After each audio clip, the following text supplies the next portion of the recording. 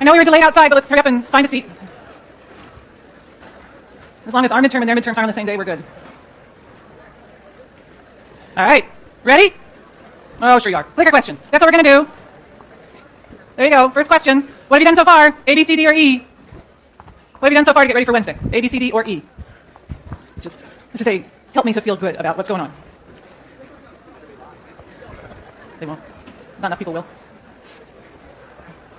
Good. All right. 3 seconds. 1, 2, 3. Good. That makes me feel better. All right. So we've got 62% started writing out answers. Awesome. The best way to study for anything is active learning. So this was in the email I sent you. Active learning means you're going to be moving your mouth or moving your hands. If you're just moving your eyes, not so good. If you're just using your ears, not so good. But you got to be, if you're moving your hands, so you're writing or you're moving your mouth because you're explaining to somebody else, that's good. So the best thing to do is to be practicing, writing, practicing writing out answers to either old midterms. Oh my gosh, you've got so many questions you can write out answers to. Blue and gold, section exercises, problem sets, chapter questions, online stuff, chitter chatter, shh. Thank you. All right, awesome. I'm worried about the 2% that clicked E, but go up. A is better than E. All right, here we go. We ended last time with marginal and average cost curves. I know you guys have done a lot of reading ahead, so hopefully this is review or clarification based on what you've done in the reading from chapter 6. So where we ended last time was by looking at the marginal and the average cost curves. We're going to put marginal curves, cost curves on this axis. We're going to put average total cost curves on this axis. We're putting a lot of things on the axis, and therefore, instead of writing on the vertical axis everything that we're going to put there, since all of the things that we're putting on the vertical axis are denominated in dollars, we simply label the axis with the dollar sign. And we don't have to write all the many things that we're going to measure on that vertical axis. We're measuring the quantity of output that's produced by the individual firm on the horizontal axis. We've got our marginal cost curve that has that Nike swoosh shape.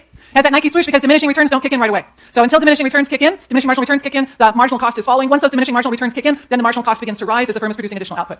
The average total cost comes down, finds its minimum, where it crosses the marginal cost curve and then goes back up. So the minimum of the average total cost curve is always right where it crosses the marginal cost curve. The analogy that most of you have a gut feeling for is grades. You can figure out why, if you go into the semester with a 3.0 average and you get B's in all your courses, you end the semester with a 3.0 average, you figured out why those two things, why the average total cost curve hits its minimum as it crosses marginal cost. Everything that we have done so far on supply, so last Wednesday and the few words I've just spoken today, everything we've done so far on supply is independent of the type of industry. It doesn't matter if we're talking about perfect competition or monopoly or oligopoly. Everything I have said up until a couple of minutes after right now is independent of what kind of industry we're talking about. Those cost curves have that shape regardless of the type of industry we're talking about. The average total cost hits its minimum when it crosses marginal cost regardless of the type of industry we're talking about. Profit maximization is at the quantity where marginal revenue equals marginal cost regardless of the type of industry we're talking about. What differs by the type of industry is the shape of the marginal revenue curve. So right now we need to talk about the type of industry. And for today, I forget what comes after me. Yeah, for today we're going to talk about perfectly competitive industries. Perfectly competitive industries are characterized by three things. One, there are lots and lots and lots of firms that are, two, producing a homogeneous product. That is to say, you can't tell who sold it to you once you got it home. 3, no barriers to entry or exit. If people want to enter that industry and compete with the existing firms, they don't have to bribe somebody, they don't have to own a scarce resource, they don't have to get a special permission from the state legislature, they don't have to overcome people with guns who are in their face. There are no barriers to entry or to exit. So perfectly competitive industry is characterized by those three things. Lots of firms producing a homogeneous product with no barriers to entry or exit. Here's a quick clicker question. Which of the following industries best fits that characteristic of perfectly competitive? Lots of firms, homogeneous product, no barriers to entry or exit. Car manufacturers, vegetables, restaurant meals, concert tickets, I don't know. A, B, C, D, or E. It should be a quick one. Which of those best fits that? Lots of firms, homogeneous product, no barriers to entry or exit. 3 seconds. 1, 2, and 3. Good. All right. Questions? Better than 62. Restaurant meals. Seriously. Can you tell the difference between McDonald's and Chez Panisse? Yes. Right? Those are not homogeneous products. If you get dinner at Chez Panisse, it sure as hell better taste better than if you get dinner at McDonald's. They're on the same street. They're a few blocks apart. Those are heterogeneous products because you can tell the difference. You can tell where you got that meal. So that's not good. Car manufacturers, can you tell the difference between a Honda and a GMC? Yeah. Concert tickets. Is it all the same to you whether you're going to see Beyonce or Holly Near? Who? Exactly. I know, we would all rather see Holly Near. Concert tickets, not folk singer from the 70s, feminist. Again, not a homogeneous product. There's a difference between buying a ticket to see Beyonce and buying a ticket to see Holly Near. So in our local area, perfectly competitive industries, the jewelry sellers on Telegraph, that's pretty close to a perfectly competitive industry. If you've got earrings on that you bought at one of those little folks that sells along the avenue, you probably couldn't necessarily remember which of the many folks it is along the avenue where you bought those earrings because they're all pretty much selling a similar product. Lots of people do it, and no barriers to entry. Vegetables, go down to the farmer's market, come home with a pound and a half of zucchini. Somebody says, ooh, that's great. Which stand did you get it from? You're going to say, I don't know, there were like 7 people selling zucchini. I bought the one that had the shortest line. They were all selling it for $1.59 a pound. So good examples of perfectly competitive industries, lots of firms selling a homogeneous product in an industry in which there are no barriers to entry or exit. Here's a key thing. For the individual firm in a perfectly competitive industry, because there are lots and lots and lots of firms who are all selling homogeneous products where you can't tell the difference, it's all the same, doesn't matter to you which farmer you brought your zucchini from, each of those individual firms is going to face a horizontal demand curve at the market equilibrium price. Here we go. So we're going to draw a picture. It's going to have the market on the left-hand side and the firm on the right-hand side. In office hours, somebody asked me if it matters. No, it does not matter. If you want to put the market on the right and the firm on the left, you're free to do so. But I always have the market on the left. Price on the vertical axis and the quantity sold in the market on the horizontal axis for the market. A lot of stuff is going to be measured in dollars on the vertical axis for the firm, and the quantity that's sold by the individual firm on the horizontal axis for the firm. Notice this is the one time when I care about the difference between uppercase and lowercase q. The reason is that we've got lots and lots and lots and lots and lots of firms. And so these firms are producing individual quantities. Oh, come on, pen. This is not a time for you to stop. There we go. These firms are producing individual quantities that are maybe 10, 20, 30, 40, 50, and so on is my scale along my horizontal axis for my firm. And over here for my market, there are so many individual firms that my scale is more like 1,000, 2,000, 3,000, 4,000, and so on. And so I use the uppercase Q for the market and the lowercase q for the firm, just so that I keep cognizant of the fact that these quantities are really different, that the quantities for the market are like 100 times the quantities for the individual firms. Let me get rid of that little doodle. No, this is not the day for you not to work. Oh my God, no, stop. Okay, don't panic. I'm going to panic. Okay, come on, baby, don't do this to me now. All right, so what I'm going to do is I'm going to close the PowerPoint and reopen it and see if that solves the problem.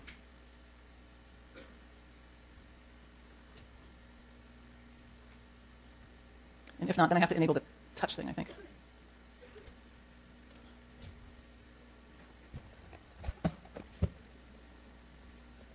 Shit. Oh, shit. Oops, sorry.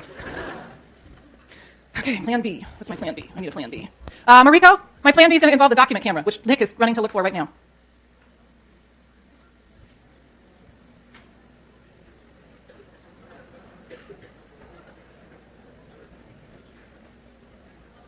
Not what I needed to have happen today. Yep.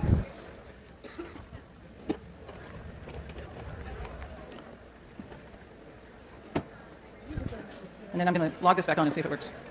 And then I'm going to need paper. Go ahead. I'll just use the back size of what I've already used. All right, plan B.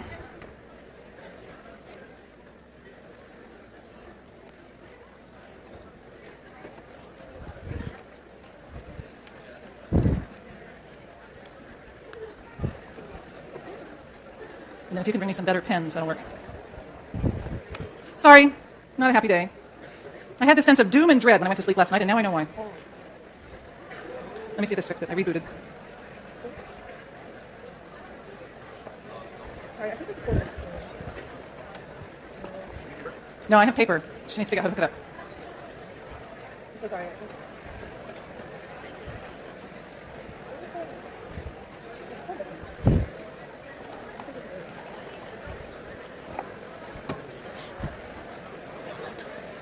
I'm so sorry. If you can't hook it up, yeah. Well, just a second. She's working on that. I'm working on this. Call real fast. Yes. Okay, I think I got it fixed.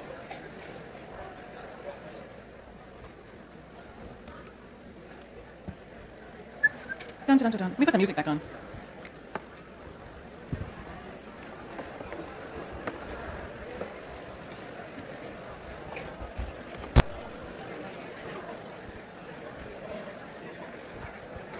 Yep, hot diggity. We're back in business.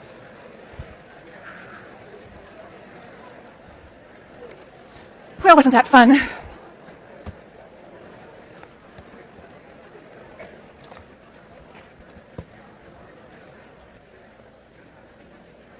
There we go. All right, I'm back. Yay. Oh, I can't get rid of that little doodle now, so we'll just live with it. Here, I'll cover it up with white. There we go. All right, I'm good. I fixed it. Yeah.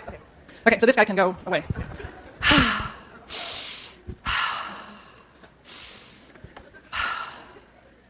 I love technical difficulties. They're just so fun. My son saw the thing at Berkeley Rep yesterday, Audience with Meow Meow. Has somebody seen it? No? Anyway, it's a show down at Berkeley Rep, and apparently this is sort of what happens in the show. So it starts out as sort of a musical review, and then in the midst of it, it's a one-person show, and then in the midst of the musical review, like the stage person comes on stage and says, I'm sorry, but we need to take this away, and starts taking away the set, and then somebody, the costumer, comes and takes the costume away, and she's still there trying to perform, and she has no set, no costume, and she's like performing in her slip, but the show still goes on. So I guess we are now an Audience with Meow Meow, but without the whole musical review thing going on. All right. There we go. Okay, so we're going to draw a picture. We're going to put there we are, hot damn. Sorry, there we went again. The downward sloping demand curve for the market on the left, upward sloping supply, find the equilibrium price, call it P1.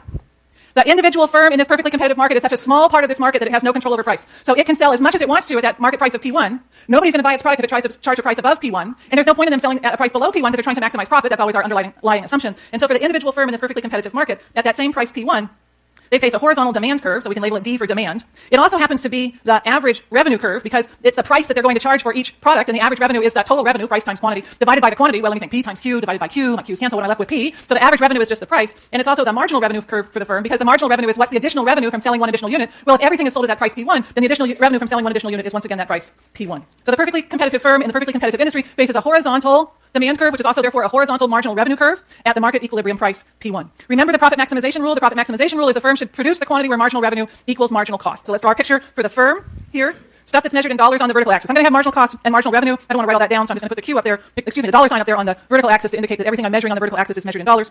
If we were in London, it would be a pound. If we were in Spain, it would be a euro. And on the horizontal axis, we put Q for the quantity. Draw yourself your marginal cost curve, MC. Draw a horizontal marginal revenue curve, which is at the market equilibrium price P1. Suppose that the firm was producing a quantity where marginal revenue was greater than marginal cost. So let's choose some quantity Q1. So for example, quantity Q1. And Q1 is to the left of your intersection point. At quantity Q1, the additional cost of producing Q1, I read off that marginal cost curve. So I went up from Q1 until I hit the MC curve. That's the marginal cost at quantity Q1. Keep going up until you hit your marginal revenue curve. That's the marginal revenue at quantity Q1. If this firm were to produce that Q first unit, the additional revenue they would receive, P1, would be greater than their additional cost, MC. And we said this last week, that if your additional revenue is even a nickel more than your additional cost, you want to produce that unit because it'll increase your profit, it'll increase your profit by a nickel. So at quantity Q1, the firm doesn't want to produce there. They want to produce more because they can get additional revenue, MR, that's greater than their additional cost from producing a larger quantity. So if the firm is producing a quantity Q1, they will want to increase their quantity in order to increase their profit. On the other hand, if the marginal revenue is less than the marginal cost, so now choose some quantity over to the right. I'll call it Q2. Can you see that sort of? Q2. At quantity Q2, go up until you hit your marginal revenue curve. That's the marginal revenue, the additional revenue from selling the Q2th unit. Go up further until you hit your marginal cost curve. That's the additional cost of producing that Q2th unit. I can dash that over. The marginal cost at Q2. Don't want to do that because producing the Q2th unit, the additional costs of producing the Q2th unit are greater than the additional revenue from producing and selling the Q2th unit. That's going to decrease my profit because costs are going to be greater than additional costs are greater than additional revenue. I don't want to do that. So I'm not going to produce that Q2th unit. I can keep sort of marching down. And any time I have marginal costs greater than marginal revenue, I don't want to produce that unit if I am a profit maximizing firm because it is lowering my total profit. So if marginal revenue is greater than, marginal revenue is less than marginal cost, we're going to decrease quantity. What's the sweet point? The sweet point is where marginal revenue and marginal cost are exactly equal.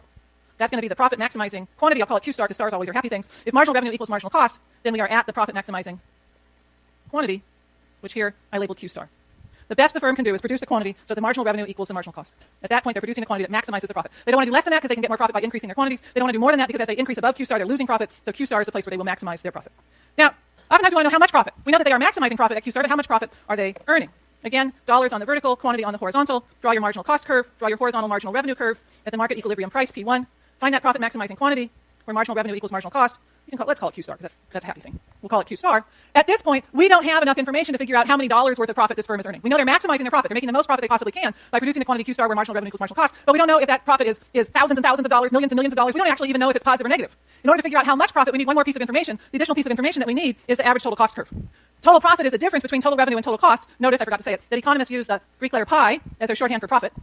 Total profit is the difference between total revenue and total cost. Total revenue is price times quantity. We know that. Total cost, well, average total cost was total cost divided by quantity. So if I just move that around, I get average total cost times quantity. I'm back to total cost. So my total profit is my price times quantity minus my average total cost times quantity. Oh man, this is like something's factoring out here. So I got price minus average total cost, close your parentheses, times quantity equals profit. Ooh, that sounds like the area of something with a height and a base, like a rectangle. So if I can find that height, price minus average total cost, and I can find that base of the quantity, I'll have a rectangle that tells me the total profit. I need to throw an average total cost curve on here. For this slide, which is different than the next slide, put an average total cost curve that comes down below your marginal revenue curve. Remember that your average total cost curve hits its minimum when it crosses marginal cost. So bring your average total cost down, hit a minimum as you cross marginal cost, and then your average total cost goes back up. The firm is producing Q star units. Go up from Q star until you hit your average total cost curve. Dash that over. That's the average total cost of producing Q star. So I'll say that's the ATC at Q star. So I'm looking for the area of something that is, highlighter, that has the height of, oh, look at that, of P minus ATC. Isn't that sweet? I've got price there, I've got ATC there, I'll just take the difference. And has the base of the quantity, oh, look at that, here we go. So I'm looking for the area of that rectangle between the price and the average total cost from the origin over to the quantity produced. And the area of that rectangle is going to equal the amount of profit. So the area of the rectangle equals the dollar amount of profit. This is a firm that's earning an economic profit. The price is greater than the average total cost. They're taking in more revenue than they are incurring in economic costs. Let's draw the same thing, except now let's draw it with a firm that's incurring an economic loss. So again, dollars on the vertical axis, quantity on the horizontal axis. What am I doing? Upward sloping marginal cost curve, horizontal marginal revenue curve. Find the profit maximizing quantity Q star, mark the price P1. And now draw yourself an average total cost curve that always lies above your marginal revenue curve. Yeah, these average total cost curves are actually a nice, smooth sort of parabola shape, but oftentimes it's easier to draw it more sort of a chevron, more of a sort of a V shape, so that everybody's clear that you know it's hitting its minimum as it crosses that marginal cost curve. So I try to draw it sort of accentuated that way. From your quantity Q star, go up until you hit your average total cost.